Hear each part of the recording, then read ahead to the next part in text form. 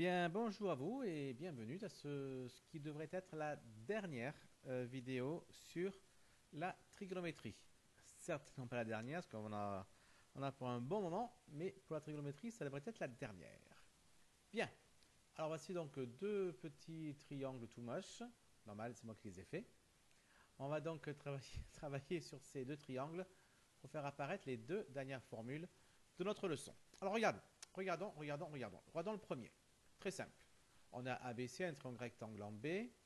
On va tout simplement dire qu'on a un triangle rectangle en B. On a ABC rectangle en B. Donc, évidemment, j'ai mon cosinus. Je vais prendre mon cosinus de l'angle BAC. D'accord? Cosinus de l'angle BAC qui est égal au côté, ouais, pour la fin je vais l'écrire en entier, côté adjacent à l'angle BAC divisé par l'hypoténuse. D'accord? Ça nous fait donc un cosinus de BAC. Regardez l'angle BAC, j'ai donné un nom. C'est l'angle que j'ai appelé alpha. Donc ça va faire cosinus alpha. Oh, il est trop pas beau celui-là. Ça doit faire un petit peu mieux. Cosinus alpha, bon, il n'est pas mieux, tant pis, on gardera ça. Égal côté adjacent. C'est quoi le côté adjacent à l'angle BAC? L'angle étant ici. Le côté adjacent à l'angle, c'est AB. Et l'hypoténuse, évidemment, c'est AC. D'accord? Bien. Maintenant, vous allez faire pareil. Vous allez mettre en pause et écrire sur vos cahiers la même chose, les mêmes phrases, pour arriver à trouver à la fin combien vaut sinus alpha et combien vaut tangente alpha. Allez-y, mettez en pause, on se revoit après. Bien, donc vous avez donc fait vos petites écritures. Vous avez écrit que le sinus de l'angle BAC, c'est le côté opposé à l'angle BAC sur l'hypoténuse. Donc l'angle c'est alpha, le côté opposé à l'angle c'est BC, et l'hypoténuse c'est AC. Pour la tangente, vous avez écrit que c'est le côté opposé à l'angle BAC sur le côté adjacent à l'angle BAC. Vous avez donc écrit que tangente alpha, parce que l'angle s'appelle toujours alpha, c'est donc le côté opposé à cet angle, c'est-à-dire BC, divisé par le côté adjacent, par le côté adjacent, c'est-à-dire par AB. Donc vous êtes tous arrivés ici. Très bien. Alors maintenant, parce que vous êtes arrivés ici, on va faire un nouveau calque pour me permettre d'écrire à côté. D'accord, ça on verra plus tard. Donc votre tangente est ici. Moi, ce que je vous demande maintenant, c'est de calculer la chose suivante, de calculer le rapport qu'il y a entre sinus alpha et cosinus alpha. Vous devez calculer la division, la fraction, sinus alpha sur cosinus alpha. Allez-y.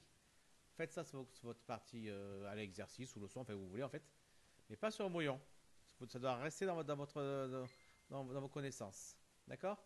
Et vous revenez après pour voir la correction. Alors, sinus alpha sur cosinus alpha, ça donne quoi? Bien, tout simplement, vu que, je vais mettre plus bas pour avoir plus de place, sinus alpha sur cosinus alpha, ça a donné quoi? Alors, le sinus alpha, c'est quoi le sinus alpha? On a écrit, c'est BC sur AC. Donc, c'est BC sur AC. Et le cosinus de alpha, c'est quoi? C'est AB sur AC. D'accord? Eh bien, tout simplement, grâce à ce qu'on a appris en quatrième, les fractions de fractions, eh bien, ça veut dire que c'est égal à BC sur AC, multiplié, je transforme la grande division par une multiplication, et je multiplie par l'inverse de ce qui est en bas, du dénominateur. Donc c'est multiplié par l'inverse de AB sur AC, c'est-à-dire par AC sur AB. Et qu'est-ce que je vois ici? Eh bien, je vois que j'ai du AC ici en haut et du AC en bas. Je peux donc simplifier par AC. Et j'obtiens donc que le sinus alpha sur le cosinus alpha est égal à combien? Tout simplement à BC sur AB. D'accord? Et c'est quoi BC sur AB? Regardez, c'est ici. Eh bien, c'est la tangente. On arrive donc à une propriété que vous écrivez à la suite de votre leçon. Propriété. Vous écrivez mieux que moi, c'est tout moche, moi. Tangente alpha est égal à sinus alpha sur cosinus alpha. D'accord? Et vous encadrez. C'est une formule importante, connue et importante pour la suite. D'accord? Parfait. Alors, on continue avec l'autre partie, l'autre triangle, pour arriver à une deuxième propriété.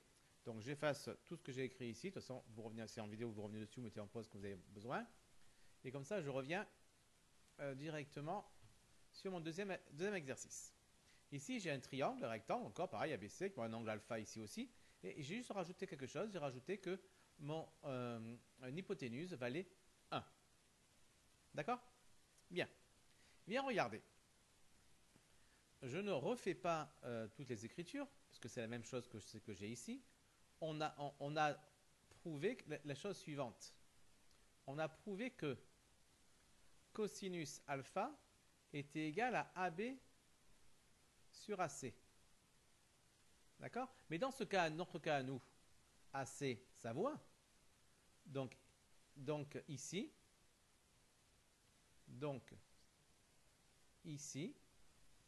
cosinus alpha vaut combien?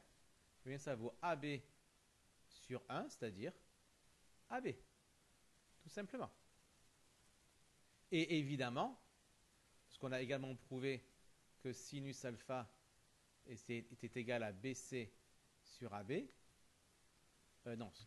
sur AC, BC sur AC, eh bien, ça veut dire que sinus de alpha est égal à BC sur 1, c'est-à-dire BC. Quand on divise par 1, ça ne change rien. 3 sur 1, ça fait 3. BC sur 1, ça fait BC. D'accord? Bien.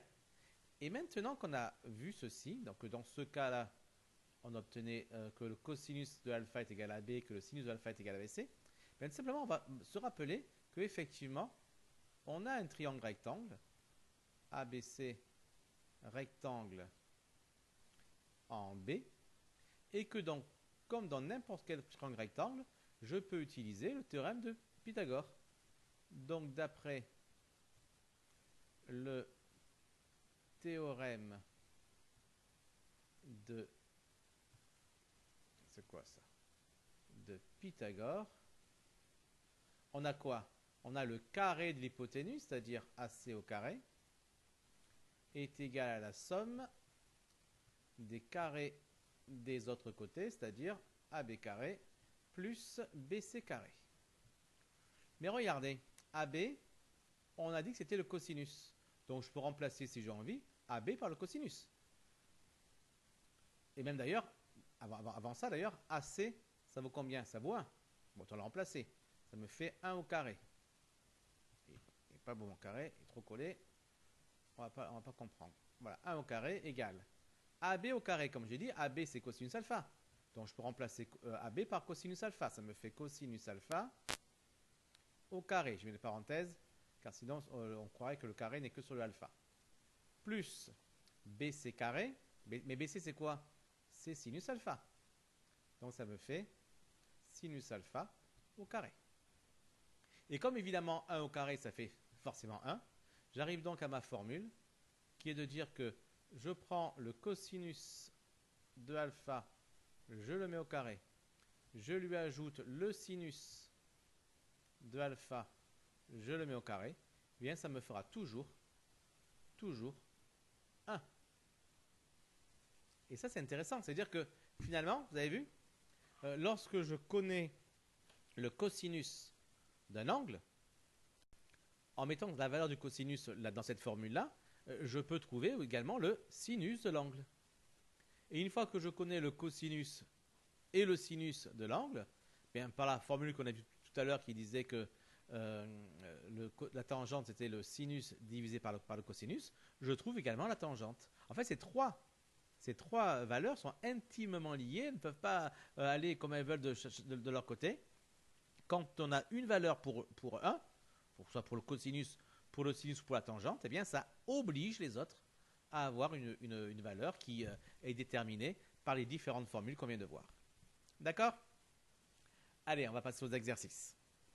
Voici donc 4 formules qu'il va falloir prouver grâce aux formules qu'on a étudiées à présent, c'est-à-dire les 2 formules que j'ai réécrites en bleu ici, sur la tangente et sur le cosinus et le sinus. Première formule, 1 plus tan carré A égale 1 sur cos carré A. Déjà, il faut remarquer cette notation tan carré A. Alors, que signifie-t-elle? Tan carré A, ça signifie tout simplement tan carré A, ça signifie tout simplement tangente de A au carré. D'accord? C'est en fait pour éviter de mettre des parenthèses qui ne sont pas totalement utiles. Ce qui veut dire que cette formule-là, si on l'écrit avec cette notation-là, ça devient cos carré de alpha plus sin carré de alpha est égal à 1. D'accord? Ça, c'est si on l'écrit de cette manière-là. D'accord? Bien. Maintenant, on peut passer donc à la première formule qui est 1 plus tangente carré A égale 1 sur cos carré A. Cos carré A, c'est tout. Alors, comment est-ce qu'on va faire ça? Bien, regardez, tout simplement. On va partir de la formule qui est donc 1 plus tan au carré de A. C'est quoi 1 plus tan carré A? Donc on a dit 1 plus tangente de A au carré. Mais comme vous le savez, d'après la formule qu'on a vue tout à l'heure, la tangente c'est le sinus sur le cosinus. Donc ça nous fait 1 plus sinus de A au carré sur cosinus de A au carré lui aussi. Ouais, ou plutôt, soyons c'est-à-dire un peu rapide là encore pour certains, c'est plutôt sinus de A sur cosinus de A au carré. Ce qui revient, bien sûr, lorsque le carré se met dans la fraction, on obtient bien sinus de A au carré sur cosinus de A au carré. Et là, on voit quoi? Bien, on voit que pour pouvoir continuer, il va bien falloir mettre tout ça au même dénominateur. Et quel est le dénominateur commun qu'on a ici? Ben, il n'y a pas le choix. Ce sera cosinus de A au carré. Donc le 1 devra être mis sous la forme cosinus de A au carré sur cosinus de A au carré. Plus évidemment tout le reste, c'est-à-dire sinus de A au carré sur cosinus de A au carré. D'accord? Et une fois qu'on a ça, ben on a bien 2 fractions à ajouter qui ont le même dénominateur. Il faut donc tout simplement garder le dénominateur commun, cosinus de A au carré, et ajouter les numérateurs, cosinus de A au carré, plus sinus de A au carré. Et d'après la deuxième formule, celle-ci, le cosinus au carré plus le sinus au carré, ça vaut combien? Eh bien, ça vaut 1. Donc, ça nous fait directement 1 sur cosinus de A au carré, ce qui a été écrit ici avec l'écriture un peu simplifiée, 1 sur cos carré A. On obtient donc bien que 1 plus tangente au carré de A, c'est égal à 1 sur cos carré de A. D'accord? C'est un peu compliqué ça, enfin, c'est pas la trigonométrie de base, ça c'est un peu délicat, mais ça vaut le coup, si vous êtes à la maison, de revoir un peu les calculs plusieurs fois, de bien comprendre ce qu'on fait, ça permet de mieux avancer pour après pour le lycée. C'est pas essentiel pour la troisième, d'accord? Mais si on veut après avancer pour le lycée, c'est peut être intéressant de commencer à travailler sérieusement ceci. D'accord? Allez, deuxième formule. Hop. Deuxième formule. Donc c'est 1 plus 1 sur tangente carré de A égale 1 sur sinus carré de A. Bon, ça va être à peu près la même chose, vous allez voir. Donc 1 plus 1 sur tangente carré de A. N'oubliez pas, tangente carré de A, c'est tangente de A au carré, d'accord? Ça nous fait donc 1 plus 1 sur, eh bien quoi? Ben, le sinus de A sur le cosinus de A au carré. C'est-à-dire 1 plus... évidemment, j'avance là, mais rien n'interdit de mettre en pause et d'essayer de le faire avant. Surtout celui-ci, qui ressemble pas mal au A. Donc, si vous avez bien compris le A, pour vérifier que le A a bien été compris, c'est bien de faire le B tout seul. Hein. N'hésitez pas, pour les quatre, hein, n'hésitez pas à mettre en pause et à essayer. Le but n'est pas d'y arriver forcément. Si vous n'y arrivez pas, c'est pas grave. Mais le but, c'est d'essayer, essayer toujours. C'est ça qui est important.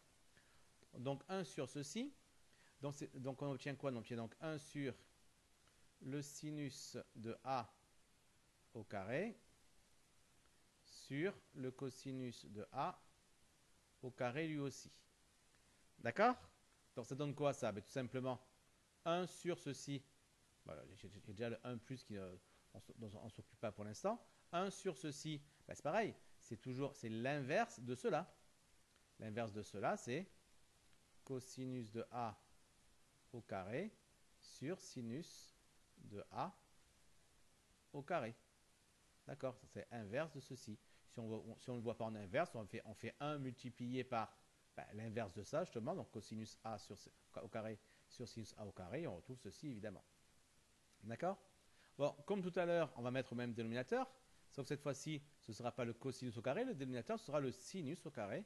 Donc, sinus de A au carré sur sinus de A au carré lui aussi, plus cosinus de A au carré sur sinus de A au carré. Si la notation au carré comme ça, tan carré, cos carré, sin carré vous plaît bien, vous pouvez l'utiliser tout le temps. Hein. Là, je ne l'utilise pas ici parce que quand on n'est pas habitué, ça peut parfois perturber certains, mais si pour vous elle est claire, utilisez-la. Hein. Donc ça nous fait quoi?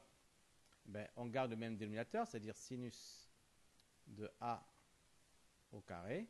Et ici, j'ai sinus de l'angle A au carré plus le cosinus de l'angle A au carré. Et évidemment, d'après la même formule ici, le sinus au carré plus le cosinus au carré, ça fait toujours 1.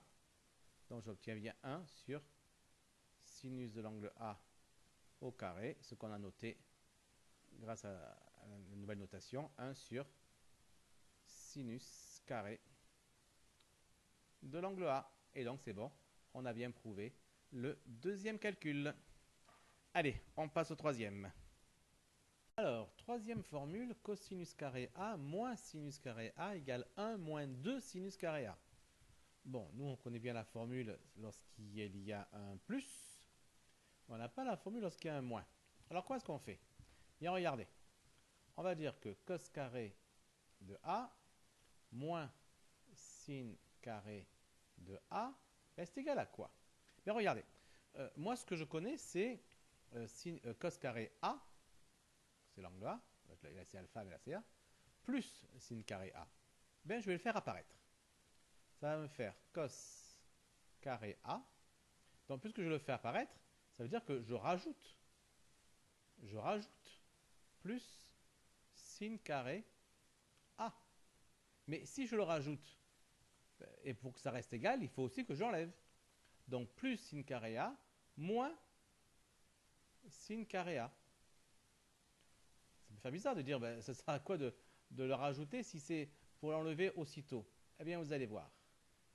Plus le sin carré A. Non, pas plus, c'était moins.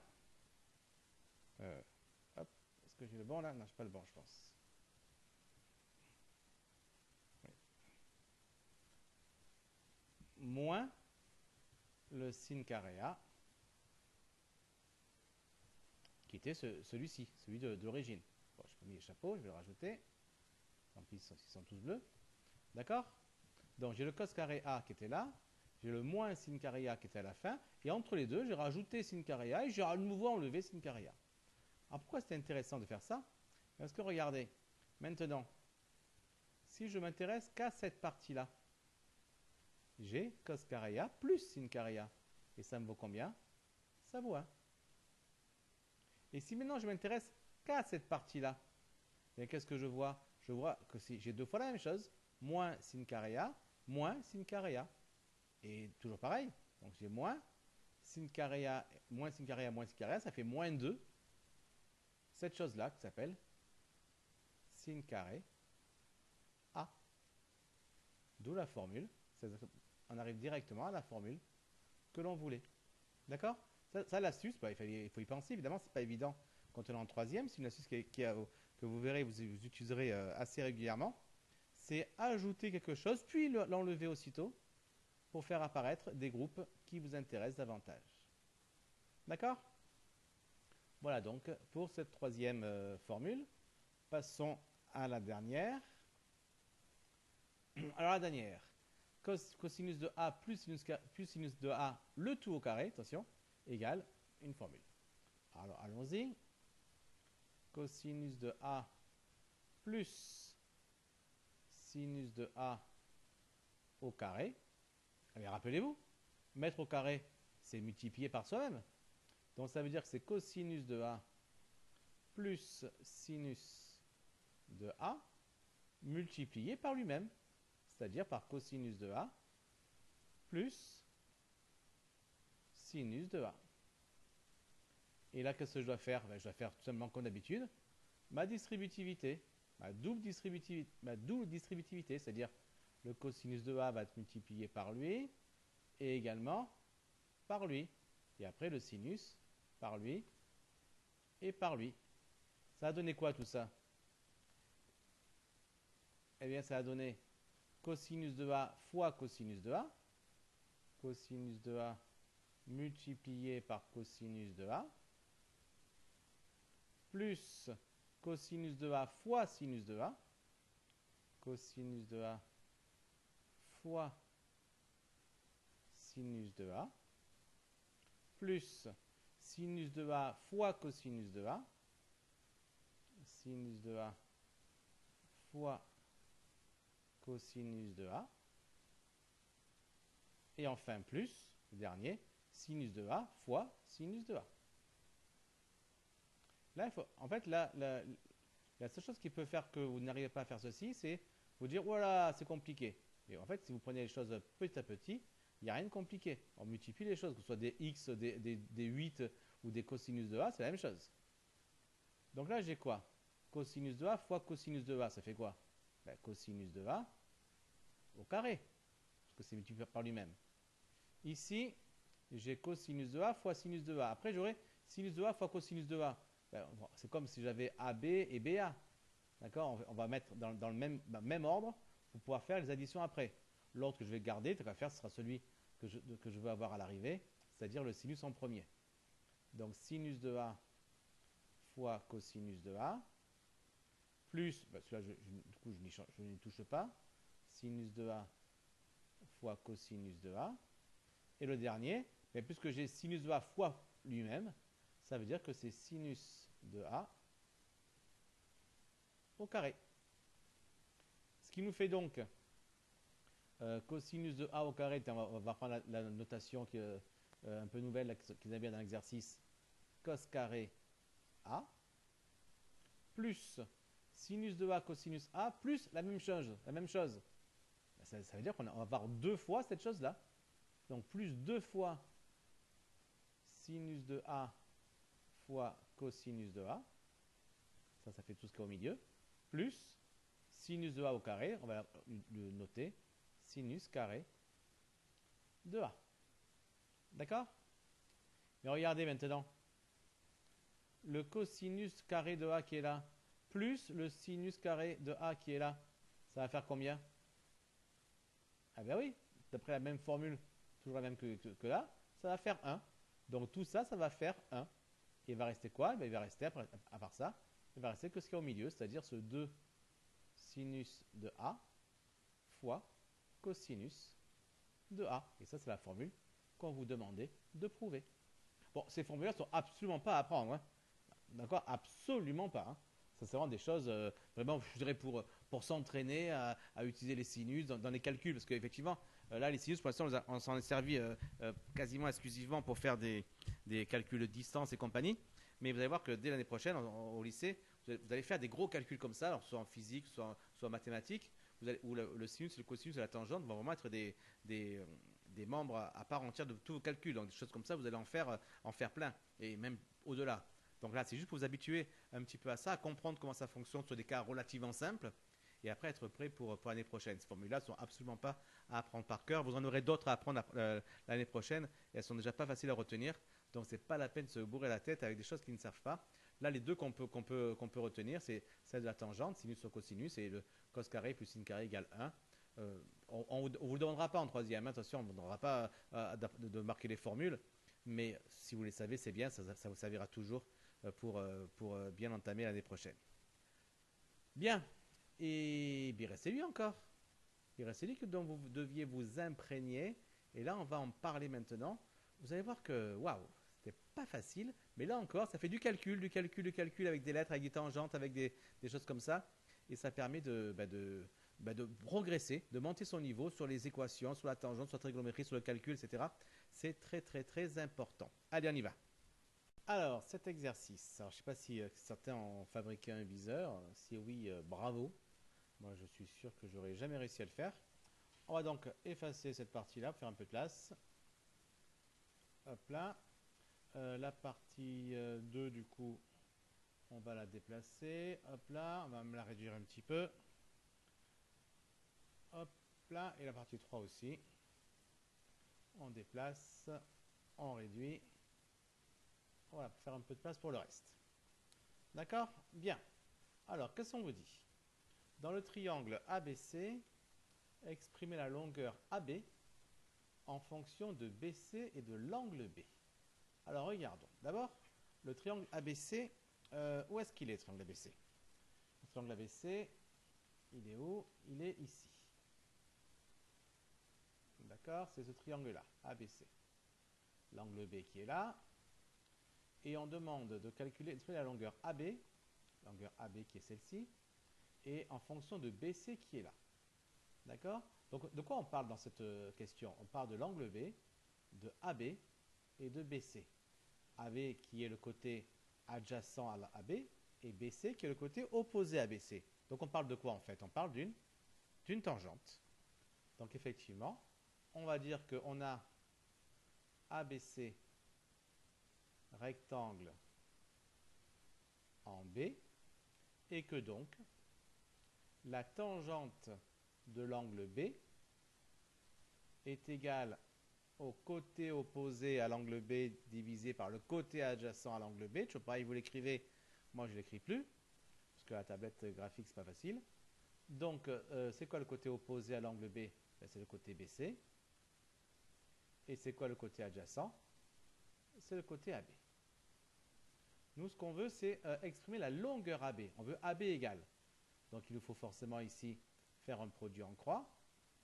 AB multiplié par la tangente de l'angle B est égal à BC. Et comme je veux avoir vraiment AB égal, il y a ce tangente B qui m'embête un petit peu. Je vais donc devoir m'en débarrasser. Comment? Comme toujours, en multipliant de chaque côté par l'inverse de ceux qui me gênent. Je ne le voulais pas en noir. Il est où? Il est là. Voilà. Donc en multipliant par l'inverse de ceux qui me gênent, c'est-à-dire par 1 sur tangente de l'angle B, de chaque côté. 1 sur tangente de l'angle B. De chaque côté, évidemment, c'est-à-dire que là j'ai encore AB fois tangente B égale BC. Ici, donc j'ai 1 sur tangente B fois AB fois tangente B égale BC fois 1 sur tangente B. Je peux simplifier par tangente B. Il ne me reste plus que AB égale BC fois 1, ça fait BC. BC sur tangente de l'angle B. Voici donc ma première formule que j'ai écrite de cet exercice. Ceci, AB égale BC sur tangente B, de l'angle B. D'accord? Ensuite, déduisez-en la longueur de DB. Alors DB, c'est quoi? C'est la grande longueur qui est là, en fonction de BC de B. Ben, il est assez facile de trouver DB en fonction de AB. Car évidemment, on a de manière bien évidente que la longueur DB, c'est égal à 3 plus la longueur AB. Et évidemment, puisqu'il y a 3 mètres entre les deux personnes, entre les deux mesures, on peut penser que c'est la même personne qui fait les mesures à deux endroits différents. Donc ça fait donc 3 plus AB. D'accord? Mais comme AB, c'est égal à ceci, ça veut nous dire que DB est égal à 3 plus BC sur tangente de l'angle B. On pourrait en rester là, mais ça ne va pas simplifier la tâche pour la suite. On va plutôt continuer.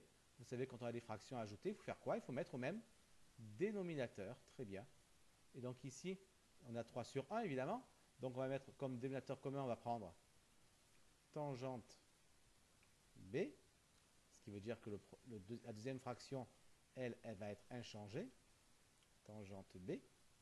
Et ici, puisque j'avais 1, j'ai multiplié par tangente B pour obtenir ceci. Je dois aussi multiplier ce 3 par tangente B. Ça me fait donc 3 tangente de l'angle B. Je peux maintenant faire mon addition. Et j'ai DB qui est égal à 3 tangente B plus BC sur tangente B. Voici donc ma deuxième formule qui finit ma question petit a. D'accord? Bien. Continuons. On se passe maintenant dans le triangle BCD. BCD, donc dans un triangle un peu plus grand, dans le grand triangle. BCD, ici. D'accord? Exprimer tangente A. Donc on passe au petit b, on n'avait pas écrit que c'était petit a ici. Petit b, exprimer tangente A. Exprimons. On a BCD qui est un triangle rectangle. En B toujours. Ça veut donc dire que la tangente de l'angle A est égale au côté opposé à l'angle A divisé par le côté adjacent à l'angle A, c'est-à-dire c'est BC pour le côté opposé, et c'est BD pour le côté adjacent. BD que je vais noter DB, comme ça on garde la notation qu'on avait utilisée tout à l'heure. Donc tangente A égale BC sur DB. Oui, mais DB, on a écrit une formule ici pour DB. Donc je pourrais très bien remplacer DB par ça. Ça va me dire que tangente A sera donc égale à BC sur DB, c'est-à-dire sur 3 tangente B plus BC, c'est la même fraction ça, sur tangente B. Et comme vous savez faire évidemment les divisions de division, vous savez que BC divisé par tout ça, c'est BC multiplié par l'inverse de tout ça. Donc ça veut dire que tangente de A est égale à BC multiplié par donc l'inverse de tout ça, c'est-à-dire par tangente de B sur 3 tangente B plus BC. C'est-à-dire tangente de A est égale à BC fois tangente de B sur 3 tangente B plus BC. Bon là, on parle d'une équation d'inconnu BC. Bon, c'est vrai, on a une équation d'inconnu BC, parce que finalement, BC, on ne connaît pas, et tout le reste, on connaît A et B. Enfin, là, on n'a pas les valeurs, mais si on va sur le terrain pour mesurer, on les aura, A et B. Comment est-ce qu'on va faire pour sortir BC de ça? C'est une équation un peu compliquée, ça. Ben, toujours pareil. Lorsqu'on a des équations avec des fractions, il faut faire quoi? Le produit en croix.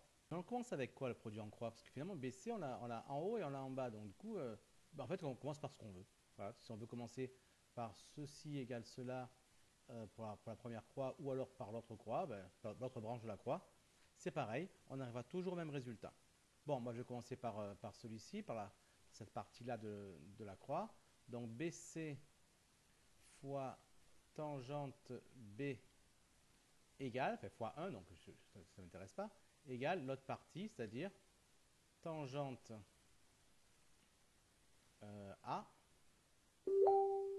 fois, d'où la parenthèse, que c'est fois tout ça, 3 tangente B plus BC. Bon, quand j'ai ça, évidemment, il va falloir faire évidemment ici un développement, pas le choix. Donc j'obtiens BC fois tangente de l'angle B égale, alors tangente A fois 3 tangente B, ça fait évidemment 3 tangente A tangente B plus tangente A fois BC. Comme ici j'ai mis BC en premier, je continue à mettre en premier. Je vais par contre serrer un peu le plus parce que j'ai pas beaucoup de place. Plus BC fois tangente A. D'accord? Bien, comme vous savez toujours, évidemment, ce qu'on veut faire dans nos travaux, c'est toujours mettre les inconnus à gauche. Donc cette partie-là, on va mettre un peu de couleur pour bien la voir. Cette partie-là, BC fois tangente A, vu qu'il y a l'inconnu dedans, elle doit passer à gauche. Mais pour cela, comment on fait? On va rajouter moins ceci, donc moins B fois tangente A, de chaque côté. Bon, comme là, j'ai clairement pas la place, je ne vais pas l'écrire. Mais évidemment, ici, on rajoute moins BC fois tangente A de chaque côté. Donc on obtient quoi? Ben, ici, je vais avoir BC fois tangente B moins BC fois tangente A. D'accord? Parce que j'ai mis de chaque côté moins BC tangente A égale 3 tangente A tangente B qui ne change pas. 3 tangente A fois tangente B qui ne change pas. Et le BC tangente A moins BC tangente A que je rajoute à côté, ça va évidemment faire 0. Donc ça partira. D'accord? Bon, qu'est-ce que j'ai maintenant? Eh bien, j'ai BC et BC ici. Et ça, c'est quoi? C'est un facteur commun. Factorisation. Eh oui, vous pensez en débarrasser? Malgré votre contrôle pourri, hein? Vous avez été mauvais? Très mauvais? Bon, on continue. Donc, je mets ce BC en facteur. Ça me fait BC multiplié par tangente B moins, parce que j'ai un moins ici, tangente de A. Et ça, c'est égal à 3 tangente A fois tangente B. Et maintenant, qu'est-ce que j'ai? J'ai BC fois quelque chose égale quelque chose. Il y a ce fois quelque chose dont il faut que je me débarrasse. Eh bien, comme j'ai fait ici, comme on a fait tout le temps, je ne vais pas l'écrire parce que je n'ai pas beaucoup de place. Pour me débarrasser de ça, qu'est-ce que je vais faire? Je vais multiplier de chaque côté par l'inverse de ça. Je vais multiplier de chaque côté par 1 sur tangente B moins tangente A. Ainsi, les tangentes B moins tangente A vont simplifier ici et là. Et il ne va rester plus que BC égale 3 tangente A tangente B sur, parce que c'est multiplié par 1 sur tangente B moins tangente A, donc ça fait ça fois 1, ça fait 3 tangente A tangente B fois 1, ça va faire ça. Et au dénominateur, on va avoir tangente B moins tangente A. Et ça, eh bien, c'est ma formule qui me donne la hauteur. Alors, pas vraiment encore la hauteur de l'arbre, parce que c'est juste BC. Si je veux avoir la hauteur de l'arbre, il faudra rajouter la hauteur qui sera là. D'accord? Alors reprenons un petit peu. Reprenons. Oh là, c'est pas ce que je voulais. C'est pas sur le 2, c'est ça. Reprenons un petit peu le dessin. Voilà. On va le passer au-dessus du 1. Hop là. Ah non, il faut aussi au-dessus de l'écriture. Voilà. Je n'aurais pas dû l'agrandir. Hop là. Voilà. Et le 3, de toute façon. Le 3, il est passé où le 3? Il est passé là. Hop, on enlève. C'est plus simple. De toute façon, on n'a plus besoin. D'accord? Qu'est-ce qu'on voit ici, donc, du coup, maintenant? Mais on voit que les deux enfants là, ont fait leur mesure. Ils ont trouvé A, ils ont trouvé B, grâce à l'appareil. Et bien sûr, ils connaissent leur taille, car finalement, l'appareil, il en est soit la hauteur d'œil, soit hauteur de tête. En tout cas, ils connaissent cette distance-là. Alors, on va dire que pour eux, cette distance-là, c'est... pour revenir sur l'écriture. Où est-ce qu'il est, écriture? Non. Ah oui, d'accord. Sur 2 plutôt, voilà. Cette hauteur-là, c'est quoi? C'est 1,5. D'accord? On va dire qu'il faut 1,50 m. Lui, ici, quand il était proche de l'arbre, il a trouvé 45 degrés. Et lui, quand il était un peu plus loin, il a trouvé 40 degrés. D'accord? Donc, on sait que l'arbre H, ça vaut 1,5 plus BC. Alors, vous pouvez bien sûr après remettre tout ça dans la formule, on va mettre même des émulateurs, etc. pour trouver une formule complète. On va pas faire tant que ça. C'est vraiment du calcul pour du calcul. On va trouver quoi du coup? Allez, on va prendre une calculatrice. Comme quoi, j'ai déjà un peu calculé pour vérifier. Alors, ça fait quoi du coup? Alors, 3 tangente A fois tangente B. Donc, on fait donc 3 multiplié. Alors, vous, c'est tangente A. Moi, vous savez que la calculatrice ici, elle est un peu inversée. Donc, il faut que je tape A. La valeur de A, c'est combien? C'est 40. Donc, 40 tangente multiplié par tan 45. Donc, moi, c'est 45 tan. Ça c'est parce que 45 tan, ça vaut 1, tout simplement. La tangente 45, ça vaut 1. D'accord? Ça me fait donc, là, ça me fait donc mon numérateur. Divisé par, j'ouvre la parenthèse, évidemment. N'oubliez pas d'ouvrir la parenthèse, vous aussi, c'est important. Car sinon, ça va diviser que par le premier. Divisé par tangente B. Donc B, c'était combien? C'est 45. Donc 45 tangente. Je peux mettre 1 parce que enfin, ça marchera toujours. Moins tangente de A, c'était 40. Donc 40 tangente. Tac, je ferme la parenthèse. Je fais égal. Hop. Voilà, ma distance BC, c'est environ 15,6 mètres, parce qu'on est en mètres ici, parce qu'on a utilisé ici le 3 qui est en 3 mètres. D'accord?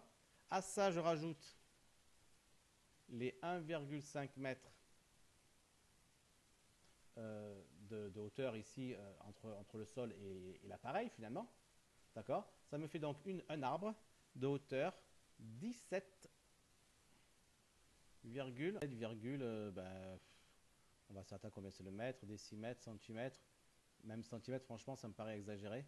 17,1 mètres, ça me paraît pas mal. Parce que aller au-delà même au centimètre près, vu l'appareil qu'on a, même 17,1, c'est 17 mètres serait pas mal déjà. 17,1, c'est vraiment le maximum qu'on peut donner comme précision. Donc, notre arbre ici mesure à peu près 17,1 mètres. Vous avez vu, il y a pas mal de calculs quand même. Hein, des calculs finalement en soi pas très très compliqués chacun, mais l'accumulation de ces calculs, c'est vraiment pas évident. Donc, n'hésitez pas à reprendre la vidéo du début, à refaire les calculs pas à pas, voire même surtout, non, vous avez à peu près compris comment ça marche, bien de mettre en pause la vidéo, de refaire tout seul et d'arriver à vous aussi au résultat. Et si vous n'y arrivez pas, vous voyez pourquoi vous n'y arrivez pas en regardant la vidéo. D'accord? Bon, cette partie-là encore, c'est vraiment pour ceux qui ont une vocation d'aller en seconde générale et d'y réussir. Parce que voilà, on ne demandera pas ça au brevet, pas ça en contrôle. C'est clairement au-delà de ce qu'on attend d'un élève normal, je dirais troisième. Mais si vous voulez aller à fond, si vous voulez vous préparer à fond pour des études secondaires au lycée et après évidemment, eh bien, n'hésitez pas à bosser ça aussi. Voilà, on en termine ainsi avec la trigonométrie. Rendez-vous, je crois que pour vous c'est demain. Pour la suite, ciao ciao!